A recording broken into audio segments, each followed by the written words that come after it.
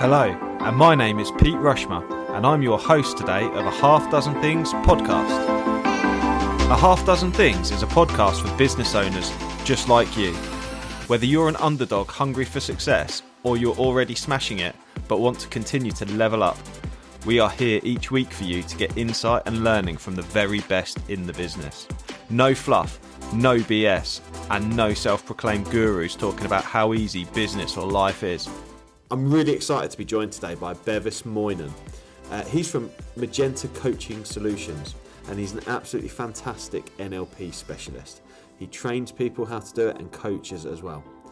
I really hope you enjoyed today's episode as much as we did recording it. And if you did, please do share it with your friends. Thank you.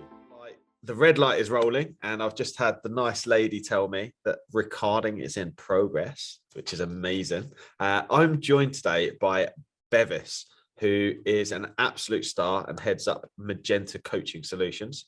And I'm going to get him to introduce himself in a moment, but I'm going to take a little bit of a moment to tell you a bit more about Bevis. So I met Bevis probably 2 years ago, I think, networking in Peterborough, business networking, and have followed his work. I've heard him speak about NLP, which is neuro-linguistic programming, which is an amazing thing, which I've been on a bit of a journey with myself, and has helped me to really shape the podcast into what it is now, as well as hopefully the way I communicate and manage things as well as my career in the business. So very much shaped those things for me.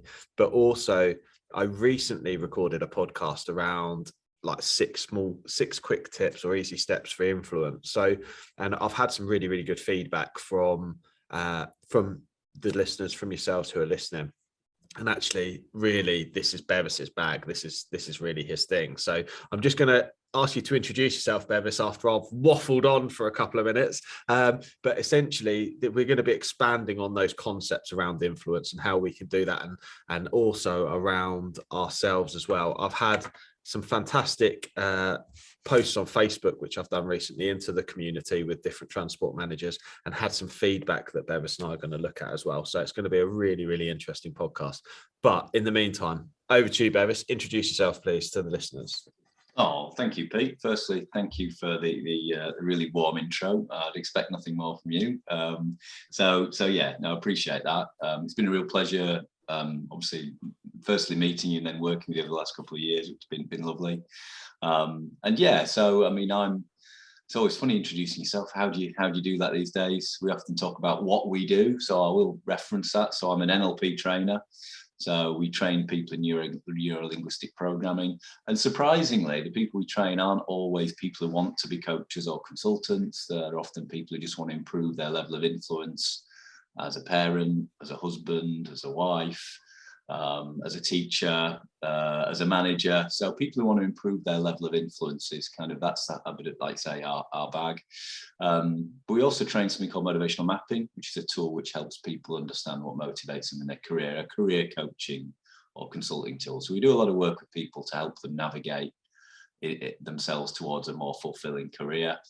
And then there's a personal side of stuff that we do as well, one-to-one, where we help people one-to-one with coaching to help them achieve a fulfilled life, which involves career, family, the whole lot, right? So yeah, and of course, like everybody, I've been on a bit of a journey myself. Found myself on a personal development course in 2008. Wasn't sure why I was there, and have been on a long learning journey. Been on lots of courses and training since, and continue to do so. So yeah, love what we do. Love working with anybody who's interested in developing and growing, really. Perfect. And one of the things I was going to ask you quite early on, so some people will have heard neuro-linguistic programming coming out of both of our mouths for the first time potentially. Yeah. And I always struggle to explain what it is in quite a concise sense, because I know what it is to me, which is essentially what it has been to me. And one of the reasons I reached out to you earlier this year for us to have some coaching sessions was I was on a journey. I realized that I was on a journey, and I was sort of driving this ship that I'd built, this business and flagship, and we were having some success, but I wasn't feeling properly fulfilled or happy. I didn't really understand what made me happy. And I sort of wanted some answers, and the way I explain NLP is around essentially remapping that programming that we have over the course of our life, and just remapping that to realize we are in control. There are things we can't control, and helping us to understand ourselves a bit better, and what makes us tick. I don't know if that's a good explanation or not, Bevis. Well, it's a funny thing because NLP is typically very hard to explain succinctly, which is why when we do our NLP practitioner course, one of the last questions we ask everybody is to do a succinct description of NLP, because then we borrow all the good ones. Okay. Because obviously our delegates often come up with better answers than we do. But my own definition, if you like, is that NLP is a way of helping you to focus on what you want, consciously and unconsciously. Now, because the challenges occur in life when we focus on what we don't want. And if you think about, I think metaphors are great to explain things. We know with our kids, we wouldn't teach our kids to take a penalty in football by focusing on not missing. Yet people in their life go through life trying to lose weight, get out of debt, and avoid conflict. And by doing so, we put weight on, we attract debt, and we end up in conflict because we get what we focus on. And so we do our best to, and of course, what happens is this isn't necessarily a conscious thing, it's a subconscious thing. Because if we're trying to avoid something, we attract what we don't want. And drivers will know this. You don't want to go driving down the road by avoiding accidents. You want to drive focusing on having a smooth journey. So yeah, we use a lot of metaphors to help people understand what NLP is about, because consciously it's easy to understand that. Well, actually it's not that easy, but consciously people get that concept relatively quickly. But the tricky bit is working on the unconscious mind, so that and that's the programming bit, letting go of some of our past conditioning, which might not even be us, might be our parents, or might have been something the teacher said when we were a teenager, or might have been a negative experience we had in early work. That's the exciting bit, is getting this. That's actually, and to know this, the other challenge, to know what we want, we actually need to know a bit more about us. We need to learn a bit more about us. Yeah. Perfect. Before I dive into some of the answers, so I asked a question in the groups. What are the biggest challenge to the transport managers? What are the biggest challenges you face personally at work and in growing your business, career development, and dealing with customers? But since I did that, and I've got all these comments which we're going to share in a moment, there was a great post went out on one of the transport manager forums yesterday, and I shan't quote who it was, and I can't remember it word for word, but I'll give it a good go. And his post was something along the lines of, I got kicked out today of a maintenance provider that I went to visit to chase paperwork and to watch them carry out one of our vehicle inspections. And ensued a load of comments from different transport managers around leaving that maintenance provider. They're obviously not very professional and going somewhere else. And other transport managers going, well, how did you approach that conversation? What caused you to be pushed aside?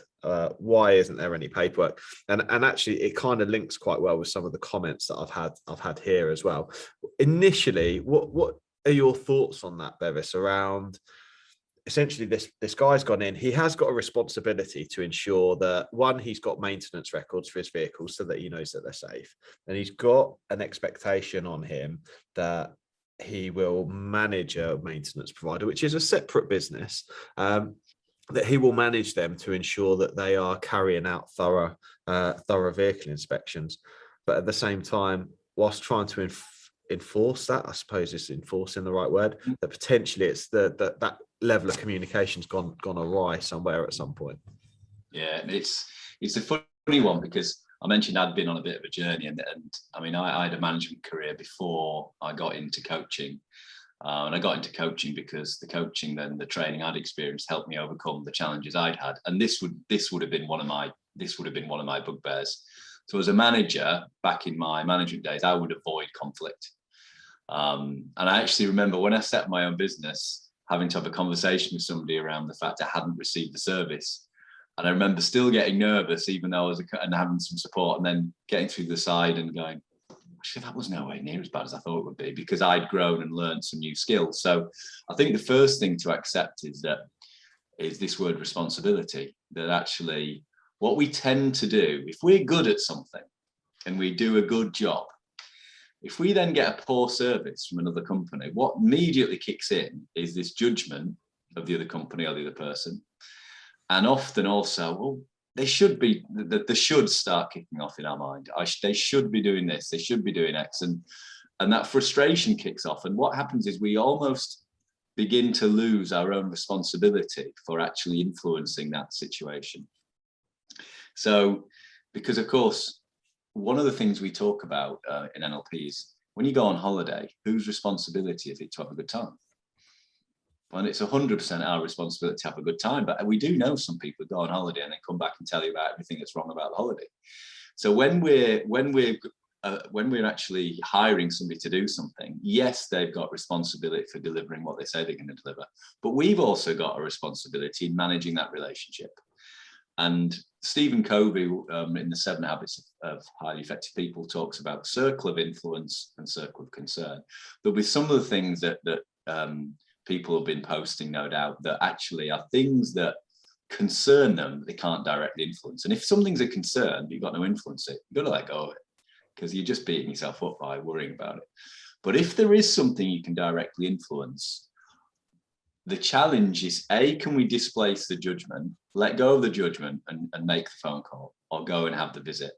Because if we're frustrated and irritated going into that meeting, then we will, and often actually a lot of the time, especially us Brits, we tend to struggle with complaints and giving feedback. So if we get ourselves into a negative state before we actually have that meeting, then unfortunately, we're already imagining it going wrong, and we're already projecting the outcome before it starts. So we've got to kind of going right the way back to where we started. What do we want the outcome of the meeting to be? What do we actually want to happen? Do we want the outcome to be that we just say goodbye, sorry, we're leaving, and we're going to go to a different company? And if that's the outcome, just be at peace with that's the outcome. It's okay to do that. Or do we want the outcome to be actually that we stay with the company and that they commit to delivering the level of service and the level of paperwork that you would expect, and have that healthy conversation? And there could be a third option, that is the desired outcome, but I'm prepared to leave if we don't get there. So it's about deciding, actually, what do I want the outcome of this meeting to be, and doing our best to let go of judgment and frustration before we go into the meeting. That's, for some people, is easier said than done, but there are ways and means in which you can quieten the mind so that you're feeling more relaxed going into those meetings. Yeah, amazing. I think I think that's like really good, clear advice, is to have the objective set for the meeting. What is the objective and what is the outcome that we're looking for? And that may be that there isn't an objective and outcome other than you'll get to improve your relationship with that person or find the level with them, for example, because sometimes, or in my experience, sometimes relationships can take time. I used an example. I really cocked up once with the maintenance provider myself. The first dealing I'd had with them, I had a vehicle fail its MOT. And in the transport sector, if that happens and that HGV is listed on your operator's license, then that information goes to the DVSA and it can affect what's called your operator compliance risk score. So a negative, a failure like that could be an indicator that your maintenance system isn't right. Okay. And one of the things I do is I then investigate them to ensure that we understand the root cause and we try to prevent that from occurring again. But I really totally ham-fistedly cocked up this interaction with this maintenance provider that I had, because they are very conscious about making sure that they do a great job, because that's what they do. You know, that's their living, and everyone wants to do a good job, don't they? And I sent them over. We had this failure. First interaction, I've gone, I need this failure sheet completing and understanding what went wrong, what you've done to correct it, and what you've done to manage or train the individual, like this blame, shame, and retrain kind of philosophy. Sent it over for them to complete and come back to me. And actually, I'm still working on repairing that relationship now, a little while longer. So I'd not really stopped and thought. I'd sort of seen as far as the action of completing this failure sheet rather than actually, what's my long-term goal for my work with this maintenance provider, and how can I best achieve that by preventing future failures? And actually just sending a sheet over. Don't get me wrong, the sheet's a good activity to do, and it's a good thing to do to ensure that it's recorded and demonstrate that you've investigated. But the outcome isn't just to send that straight away, it's to actually explore the relationship first before sort of fulfilling those needs.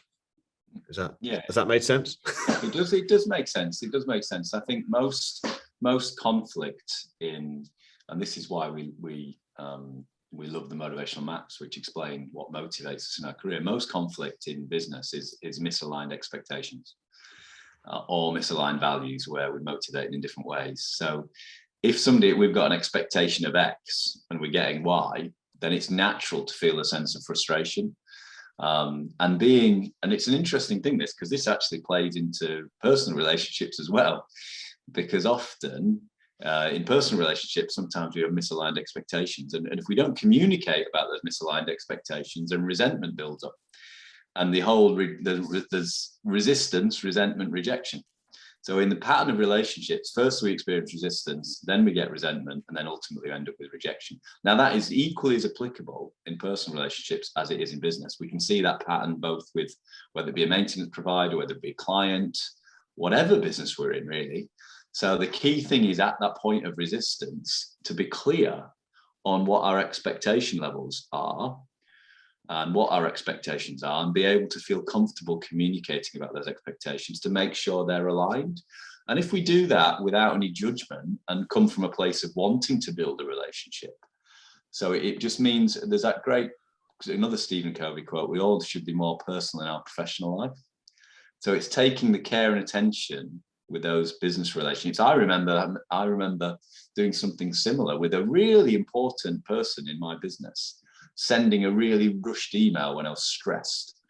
And actually, weirdly, the wording of the email wasn't that bad, but the response I got was quite a negative response. And it really shocked me, because I just hadn't taken the time to give that relationship its due care and attention. So if we're a bit more personal in our professional life, and on the flip side, can we be more professional in our personal life? If we've got a conversation we need to have at home, can we give that the due care and attention and create the time, rather than, we often have conversations whilst our partner's walking out the door. That's not going to work so well. No, absolutely. So I'm going to jump into one of these comments. So if I go back, that I asked on Facebook in a couple of the transport manager groups, transport managers, what are your biggest challenges that you face personally at work, whether it's growing your business, career development, dealing with customers, time management, or managing drivers? Potentially those suggestions might have influenced some of the answers. This week, I interview a very special guest who has asked to sort of see how we can manage those challenges. And I draw to a comment first, which is a little bit down the page. Drivers are the greatest liability, always have been, always will be.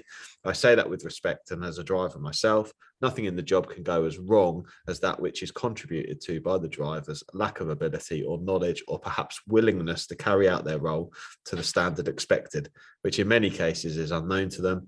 And I feel for new transport managers who are fresh out the gate.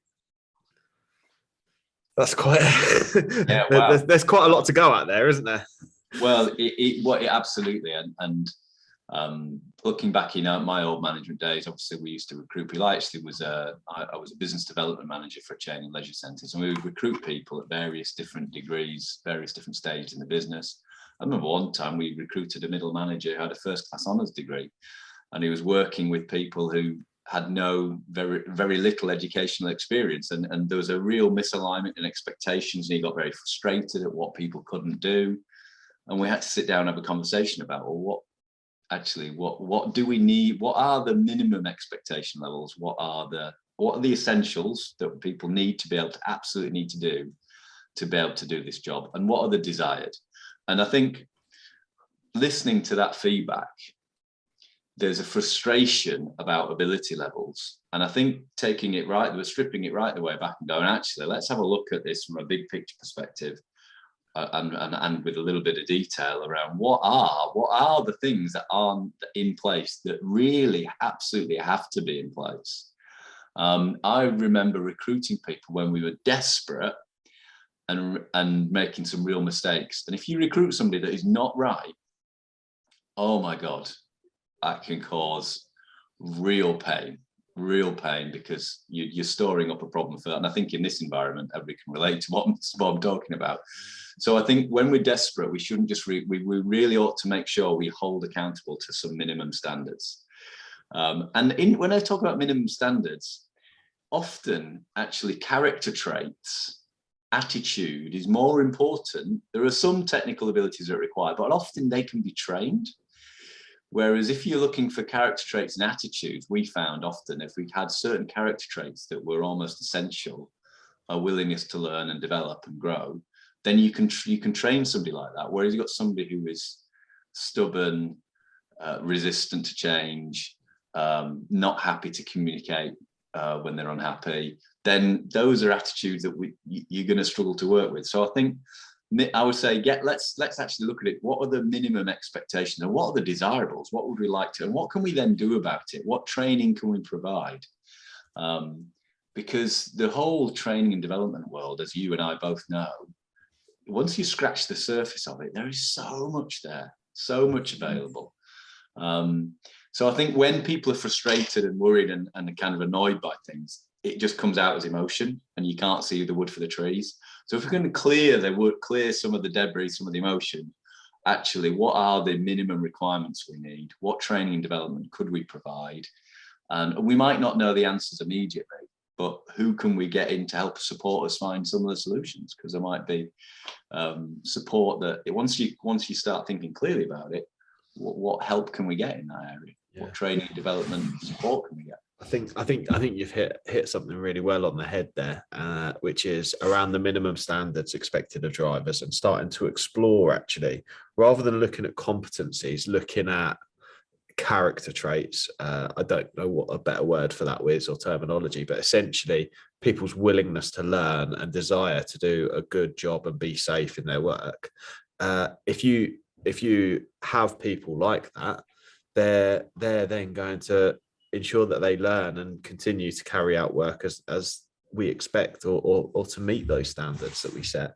The challenge is, like you've just said there, is actually in a situation in transport. And this is something that we need to talk about from we talked about influence and circles of concern and influence and what we can do.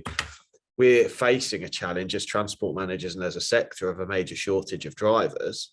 So we've then got a real shortage of resource. So we're all trying to get the best out of what is a small pond of people, and that presents challenges, because essentially the commitment often from business owners who have invested in high cost capital equipment that needs to be moved to fulfill obligations to customers, that there's the opportunity there to create that problem further down the line, like you say, by taking on people to carry out that work that don't meet those minimum standards. Yeah, it is, and I think that the whole circle of influence, circle of concern thing is, I mean, I empathise with the industry, I empathise with the challenges, and there will be plenty of things that are just quite frankly out of people's control. And accepting that things are out of your control, not us human beings, often we don't like things when they're out of our control, but accepting that they are, that actually there might not be anything that you can do about it, will hopefully reduce the pressure and stress burden with people so that they can just focus on what they can do. Yeah, perfect. I made some mistakes when I used to recruit, because I liked recruitment. I would recruit further down the business. And I remember one of my assistant managers saying, look, you need to stop recruiting at this level, because you're looking for people with a growth mindset who are growing and developing, and then they'll come along and then they'll be gone in 6 months. So I was actually looking for the wrong character traits. What we really needed in those roles was loyalty and commitment and perseverance. So actually slowing down to think, if we recruit on attitude and character, the pool might open up rather than diminish, because there might only be a tiny pool of people with the right qualifications and the right technical skills. But if we recruit on attitude and character, we might open the pool up a little bit to then provide the appropriate training to get people the skill set required. So they're just obviously just some thoughts, but equally I empathise. There's plenty going on that's outside of people's control, right? I think that's a great suggestion, particularly for those larger companies who are looking to recruit and train people up to become drivers. That those would be the things you'd look to do, particularly if you're going to invest in training them. That you're looking for loyalty and consistency from people. Brilliant. Hi, it's Pete from Flagship Partners. We're really proud to sponsor a Half Dozen Things podcast. At Flagship Partners, we take road safety really seriously, and we're your road safety partnership. We help transport companies with compliance and training across their businesses, including first aid, driver CPC, and other transport management services. So if you're FORS accredited or you want to improve your operator compliance risk score, give Flagship Partners a call today. Right, I'm going to move on to another couple of comments, which I thought linked quite nicely. One was, I work for a national company who in the past have neglected the site I'm now running, and the biggest challenge for me is changing the staff's mindset and lifting morale within the team. And then also just underneath it was always changing an owner's perception of what our duties entail and how we interpret them. So I think both of those come down to the ability to be able to communicate and influence. Like we were saying. Yeah, I think there's almost two in one there. I think the first and foremost, the whole thing around staff morale, motivation, energy, engagement. Again, firstly, to empathise, the statistics on this across the globe are kind of incredible. 90% of people on the planet are disengaged at work.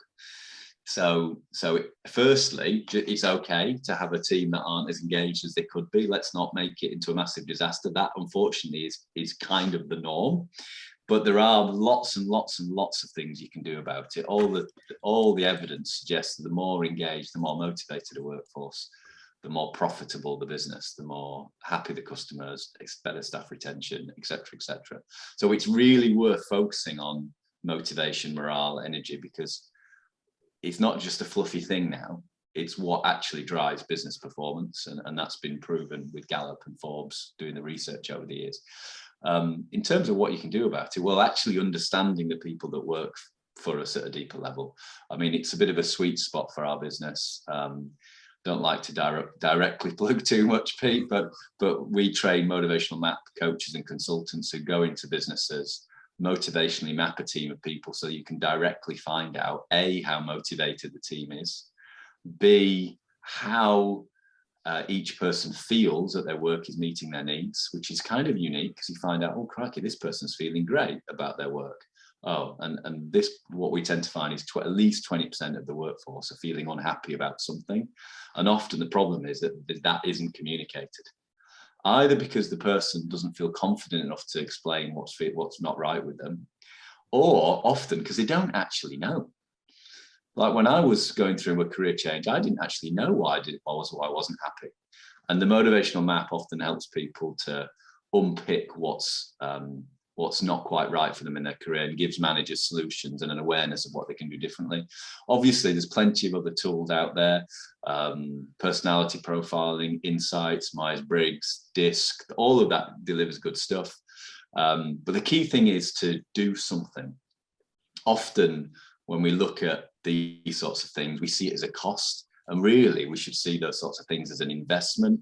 If we can do something that improves motivation and morale and energy by 10, 20%, often the investment in that delivers way better results in terms of outputs and productivity. So I think, yeah, again, when you scratch the surface in personal development and professional development, there's a lot in there, and I'd be happy to have further conversations or point people in a direction if they want some support. Yeah, no, I appreciate that. And I'll just, whilst we're on motivational maps, I'll advocate for motivational maps. They're certainly my choice to go to when I've been building Flagship Partners.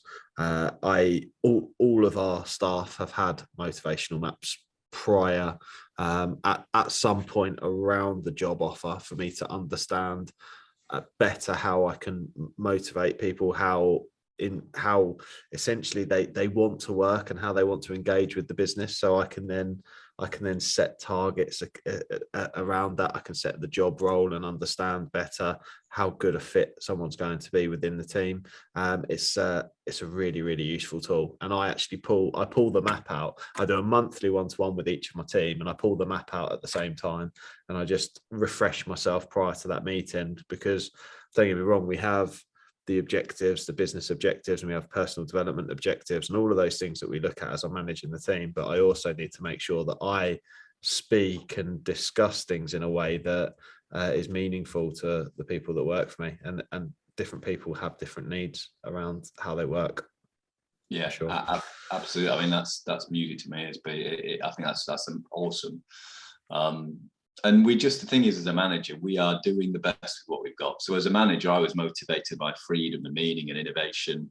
So I gave people a lot of freedom. Well, when I first did the Motivational Maps, I found out that 5 of the 8 direct reports I was managing were motivated by security and stability and specialization, and effectively the opposite to what motivated me. And I had to completely, I needed to give people a lot more direction than I was doing. So it's whoever we're managing, we're not going to be in alignment with everybody we manage. And often it gives you that relief of, oh, crikey, now I understand how I need to approach this person or manage this person in a different way.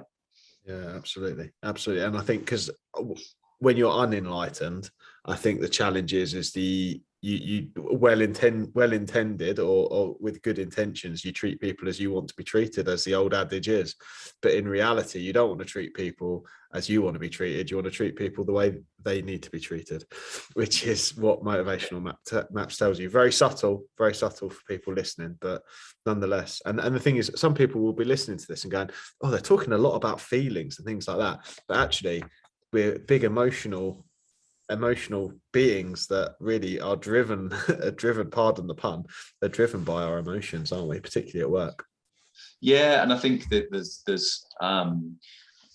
we've 2 key things in play when we're in the workplace. One of them is energy. What drives us? I mean, and the other is personality. In terms of, so I'm a high perceiver and I like to do things last minute, and my wife's a high judger and likes to be very organized and methodical. That works perfectly together. But equally, it can also be the cause of frustration if you don't understand the differences. And from an energy point of view, there's emotional energy, but there's also energy in terms of our values, of what's important to us. And understanding that one of the great quotes from one of our mappers, a chap called Steve Jones, is a wonderful coach and consultant. He says nobody gets out of bed in the morning because of their personality. They get out of the bed in the morning because of what motivates them. So understanding what motivates people means we can top up their motivation by having appropriate rewards in place. Somebody who's motivated by specialization and mastery would rather you spent money on some training for them than somebody who's motivated by build or by competition achievement would rather the bonus. And if we treat everybody the same, we're not being fair. That's the real light bulb. Oh, bloody hell, fairness isn't treating everybody the same. Fairness is understanding people at a different level and being able to meet their individual needs. And that doesn't need to be hard work. It just requires a little bit of awareness that we may not currently have. Perfect. I think that's very true. I was just having a look at one of the other comments. It's quite a long comment, but I was just going to pick out the last couple of sentences. Also, sometimes the operators can think that laws and regulations aren't important if costing them money. I'm always the bearer of bad news or problems for them rather than just working together. That's what's there to go out there, Bevis? Well, I love that. I mean, I once did some coaching with a lady who had the job of delivering staff satisfaction survey results to the senior management team. And she was off work with stress. And she was off work with stress because she actually felt that her job had become meaningless. And she was motivated by meaning and purpose. It was her most important preference. And she used to find it incredibly meaningful. She was getting to find out how people were thinking and feeling in the workplace. But over time, she began to feel like she wasn't being listened to and nothing was actually being done with the results, hence being off work with stress. So first things first, the clue is in the way that the message has been written. I'm always being the bearer of bad news. There isn't, and this is the subtle thing that NLP teaches us. There is no bad news. It's just news. There is no bad weather. It's just weather. So we, as a human being, we decide what something means. And if we decide that it's bad news before we've delivered it, that already creates an internal feeling, an internal narrative. So you've almost projected the response before we've even started the meeting. So these are subtle things, but they're the subtle things that make a difference. Most people see the mind as a receiver. We receive information and then we make sense of it. And actually what we understand from neuroscience is that the mind is actually more like a projector, that we are projecting out our filters inside, because we can only ever process 134 bits of information out of 2 billion. So what we begin to realize is that what we are seeing as reality is not reality, it's our project. And we know this, 2 football fans, Tottenham fan and Arsenal fan, very different response to the same game of football. So we know that we're projecting the outcome. So what we've got to start to do is strip this right back. And the same thing with giving feedback. We've got a lot of our NLP conversations around how to give feedback or how to give constructive criticism. Well, if we see it as criticism, we might find it difficult. If we see it as feed forward, we feel more comfortable with it. So the first thing there is to go, actually, this isn't bad news. This is an opportunity to improve. And then we start to get into our language of, you've talked about the last webinar and the last podcast being around about an influence. If we see it as an opportunity to improve our performance, and all of a sudden the way it's received by the other person will be different. Because I've often seen people go, starting with, I'm sorry to be the bearer of bad news. Not such a great way. Yeah, not so, because and from a senior, I've worked with senior leaders and managers. When I worked with this lady around staff satisfaction, I actually got the opportunity to work with senior managers, and so I got to tie both ends of the spectrum. They were seeing things as people keep giving us problems. People keep just giving us problems that we don't know the answer to. So what we need to do is start to position things as, let's stop telling senior managers about the problem, because they've got enough of them already.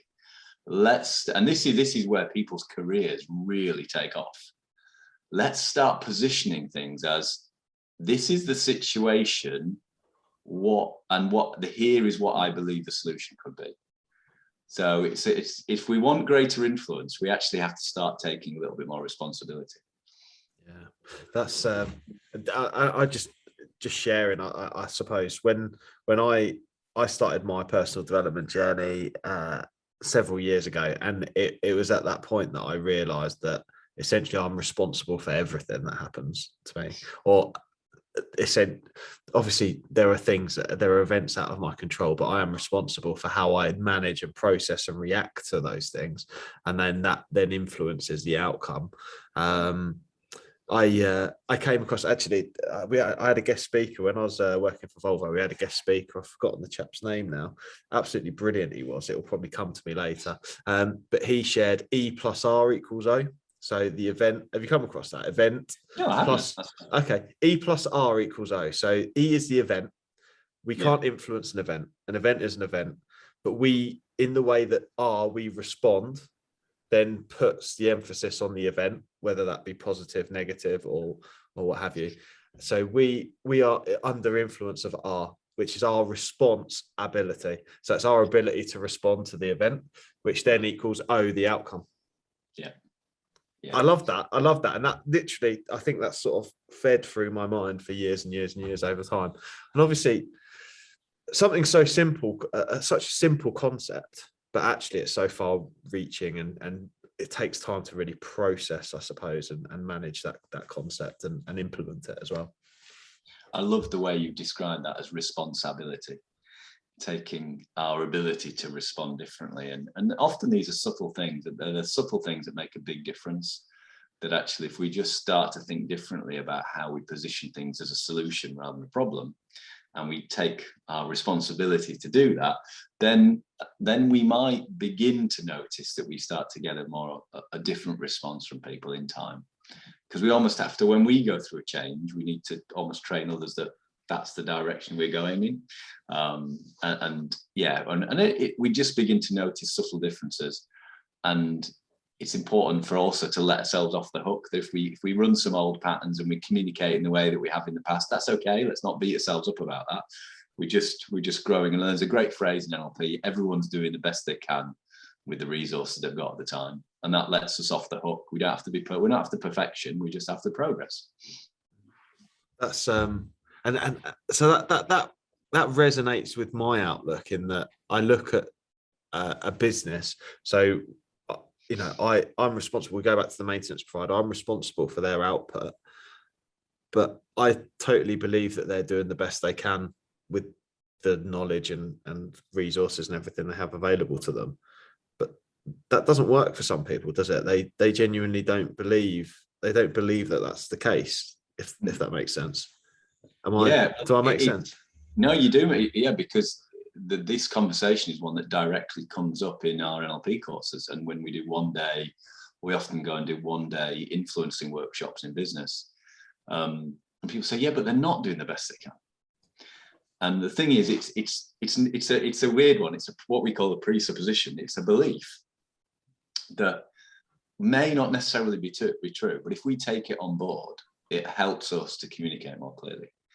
Because if we believe that person A is doing the best they can with what they've got at the time, rather than judging them negatively, and think about businesses, how often, who gets the work in business? The people who are doing a bad job or the people who are doing a good job? People who are doing the good job get given more work and more work. The person who's not doing a good job gets less work and less work. And then you get imbalance and disgruntlement. Whereas if we look that this person who isn't doing a good job is doing the best they can with what they've got at the time, we look at, okay, how can I influence them differently? How can I train them differently? How is my communication with that person? What can I do to help improve that person, improve performance? Now, there has to be a point also where you go, well, actually, I've done everything I can do. We need to look at exiting that relationship. But if we have that approach first, then often a lot of the things that we think are outside of our control, all of a sudden we've improved that person's performance, or we've improved our relationship with that organization, etc., etc. Amazing. Okay, brilliant. I think I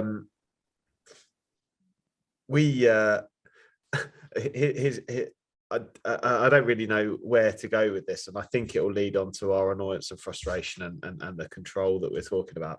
But one of the comments here was operators and drivers who don't understand what is at stake for the company when you tell them you can't do that. It's a tricky thing, isn't it? That often as human beings, we want to help other people. It's a natural innate drive. We want to help other people, and saying no doesn't always come comfortably to us. I really struggle with saying no. I really struggle with it. So it's what actually happens is, if we're a little bit uncomfortable with saying no, often we then subtly project that discomfort onto the other person. So we say, even though we're saying no, we're kind of uncomfortable with saying no, and then we start to believe that they're uncomfortable with us saying no. If we're completely comfortable with it, then there's a great phrase from an author called Deepak Chopra, who talks, so we need to detach from the outcome. So we need to say what we need to say and let go of the outcome of how the person responds. Because how the other person responds is their responsibility. We can only do what we can do. And if that means that we need to say no because it's the right thing to do, then we need to detach from how the other person takes on board that information. And it's because if we start accepting responsibility, so it's a subtle thing. We want to accept responsibility for how we influence, but we can't go around taking responsibility for how everybody feels. We can influence their motivation and their energy, but we can't you can't go around going how that person feels is my responsibility. Because you'll go insane. We've got to do what we can do and let go of the outcome. And that's not always tricky, not always easy to do. So congratulate yourself for saying no, because sometimes people really struggle with that. And then just let go of how that information is received. Do your best to influence softly, keep learning, keep growing, but let go of it. So we all know that the best salespeople are those that actually just want to serve the customer and let go of the outcome, whether the sale happens or not. So can we take that message into all areas of our life and in the family as well? Because I know as a parent, sometimes saying no to my kids is a challenge, but often it's the right thing to do. Perfect. You heard it here first, people. Stop people pleasing. I'm really bad for it. Really bad for wanting to people please and say the right thing. Particularly, it's really difficult. Some of these people that will have commented on this here, they're external transport managers. So they're small business operators. They've got their own business. And a lot of the time it's trying to find that middle ground where no is an answer, but trying to ensure that they retain business as well. It can be a tricky thing because we're there to enforce, but ultimately you are 100% right. We have to respond in the right way, and no is an answer. No is an acceptable answer, and we can't control if that person, if the other person can't accept no as an answer, or if they how they respond to that's their bag. Yeah, and sometimes as well, I think I can understand that when we feel like our own business is relying on how the other person responds, often we feel uncomfortable letting people know the circumstances behind the scenes. But why? If we explain that actually it's no because of X, Y, and Z, that might be appropriate to actually let people know that the reason why we can't do something, because then we might notice that we get a softened response. So that's worth considering. Actually, can I let them know the reason why I can't say no? Because if we don't, people won't understand. They'll just hear a no. Perfect. No, perfect. One of the final things I wanted to sort of explore with you, Bevis, was, and I need to hear it again as well, I suppose, is probably why I'm asking. But I really love the analogy. So, and I will be introducing new people to it as well. And that is the wall of shit and the tree of abundance. So I'm happy to frame that a little bit. So I went on, when I first did an NLP discovery day with Bevis, we went outside. There's like a little garden with is it an apple tree? There's an apple tree, yeah. And then there's the wall of the building. And we do an activity where, trying to move away from the wall of shit towards the tree of abundance. Do a better job of explaining it than I do, Bevis. Well, I alluded to it's probably one of the things I'm most passionate about, because I think everybody can relate to it. Although I did once ask a lady, what do you see over here on the apple tree? She said an apple, and I was like, yeah, that's spot on. Actually, I haven't explained this properly. So what I mean by this is, if people think of their life in terms of health, finances, and relationships, for just a period, health, finance, relationships, because typically those are three areas that are important. So the best way I can explain this is probably linked to either weight or money.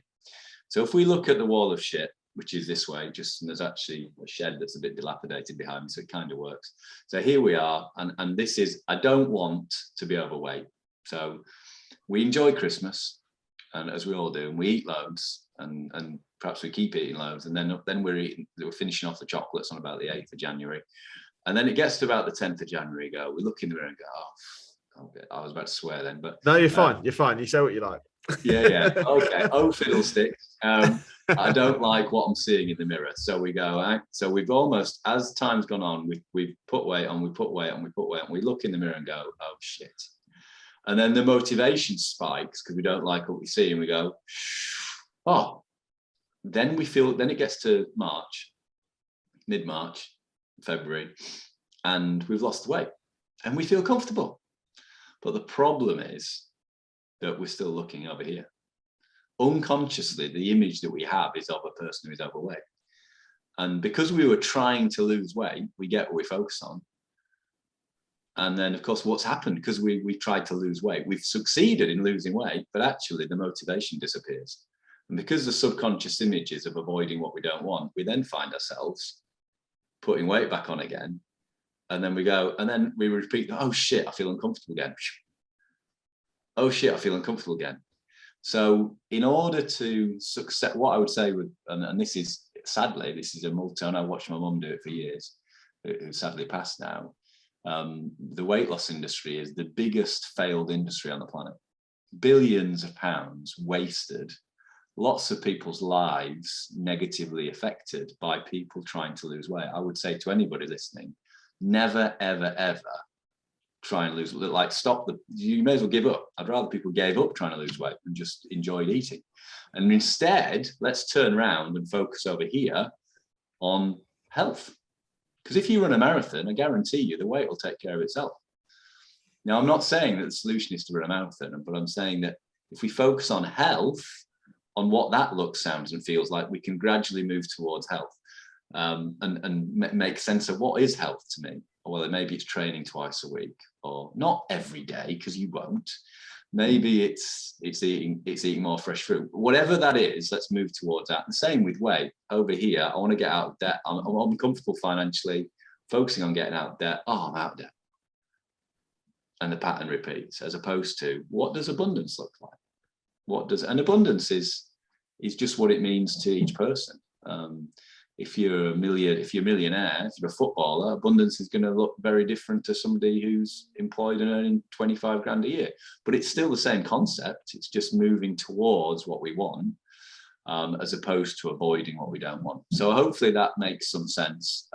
It's absolutely brilliant, absolutely perfect sense. And I'm going to re-explain it in transport manager terms, which is the wall of shit is you standing in front of the traffic commissioner losing your repute because you've had a transport customer, or you've had a customer who's been doing the wrong things, or you've not been keeping up with your obligations, and that's the wall of shit. Or on the other side is amazing performance, safety performance, and meeting all the obligations that you've promised to meet, and aiming for what great looks like. So focus on what's great, move towards what's great, and deal with the things that aren't, rather than focusing on staying out of trouble, because that's essentially where you'll end up getting drawn, is my interpretation.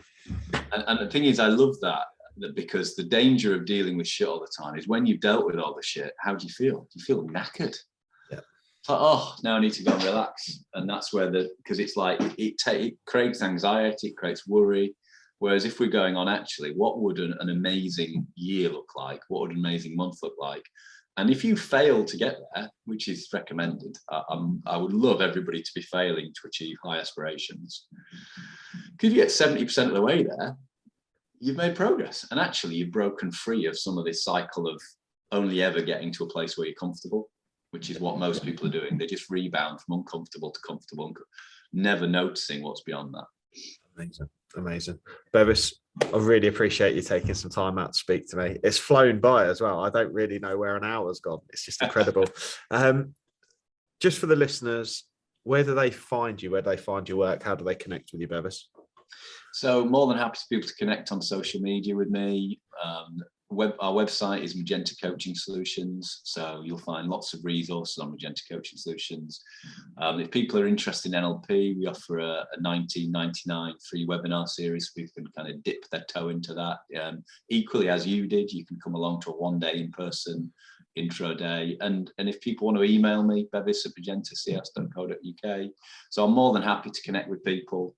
I won't always get back to people immediately, but I will always come back to people. So yeah, we're a company that's here to help people, and the nice thing I think over the years is we've seen people's careers take off and evolve, and there's nothing I enjoy more than watching people go from early inquiry stage to then career changes, or just hearing about the progress that they're making. So and thank you for inviting me on. I've really enjoyed it. Like you say, the hour, I can't believe it's 1 o'clock. Where did the time go? I know, it's nuts, isn't it? So brilliant, Bevis, thank you so much. It's been really different to my usual type of podcast, and it's been really different in an amazing way, and I really hope that people have got value out of listening to it, and will start to think about their own personal development as well. If you've listened, if you've enjoyed it, please do share it with your friends, and catch you again next time. Take care. Thanks, Pete. I really hope you loved today's episode, and if you did, please make sure you subscribe and listen out for future episodes too. Please do share it across your social media channels. We hope to reach more and help more people. If you want to find out more about me, my name's Pete Rushmer. You'll find me across any social media channel, and my business, Flagship Partners, and we're your partners in success across your business. Thank you. See you again soon.